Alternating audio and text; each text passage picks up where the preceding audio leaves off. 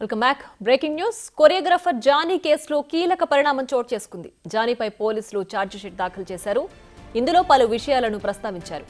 Lady కొరియోగ్రాఫర్పై Johnny లైంగిక దాడి చేసినట్లు పోలీసులు నిర్ధారించారు.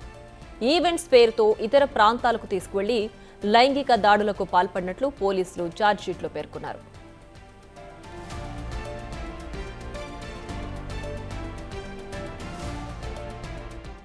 మరింత సమాచారం మా ప్రతినిధి సురేష్ ఫోన్ లైన్ అందిస్తారు. సురేష్, చెప్పండి. మొత్తానికి జానీ మాస్టర్ లేడీ కొరియోగ్రాఫర్ పై లైంగిక దాడికి పాల్పడినట్లు పోలీసులు నిర్ధారించారు కదా, తర్వాత ఎలా ఉండబోతోంది యాక్షన్, ఏంటి డీటెయిల్స్?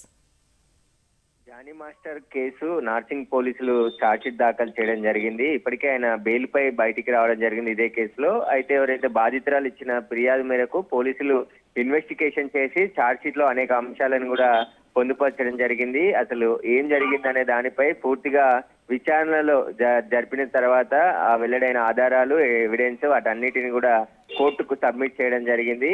ఎవరైతే బాధితురాలు స్టేట్మెంట్ ఆధారంగా కేసు నమోదు చేసి దర్యాప్తు చేసిన పోలీసులు జానీ మాస్టర్ ఎవరైతే బాధితురాలు ఫిర్యాదు చేసిందో ఆమెపై లైంగిక దాడికి పాల్పడ్డట్టు ఛార్జ్షీట్ లో పేర్కొనడం జరిగింది. ఇక కోర్టులో ట్రయల్ నడిచే అవకాశం కనబడుతుంది. పోలీసులు ఇన్వెస్టిగేషన్ పూర్తి చేసి ఛార్జ్షీట్ దాఖలు చేశారు కాబట్టి ఇక రాజేంద్ర నగర్ కోర్టులో జానీ మాస్టర్ కేసుకు సంబంధించిన విచారణ ఇక ట్రయల్ కోర్టులో నడిచే అవకాశం కనబడుతుంది. ఇప్పటికే రంగారెడ్డి జిల్లా కోర్టు నుంచి ఆయన బెయిల్ తీసుకొని బయటికి రావడం జరిగింది. ఈ బెయిల్ ని కూడా రద్దు చేయాలని చెప్పి గతంలో ఎవరైతే పోలీసుల ఇన్వెస్టిగేషన్ లో కోరినప్పటికీ కూడా ప్రస్తుతం ఆయనకు హైకోర్టు బెయిల్ మంజూరు చేసింది కాబట్టి ఆ బెయిల్ పై ఉన్నాడు. ఈ దీంట్లో ఛార్జ్షీట్ లో జానీ మాస్టర్ కి సంబంధించి చాలా కీలక అంశాలు, విచారణలో బయటపడ్డ అంశాలన్నింటినీ కూడా ఛార్జ్షీట్ రూపంలో కోర్టు ముందుకు పోలీసులు అయితే తీసుకెళ్లారు. ఇక కోర్టులో ట్రయల్స్ లో జానీ మాస్టర్ కి సంబంధించిన కేసు విచారణ జరగనుంది.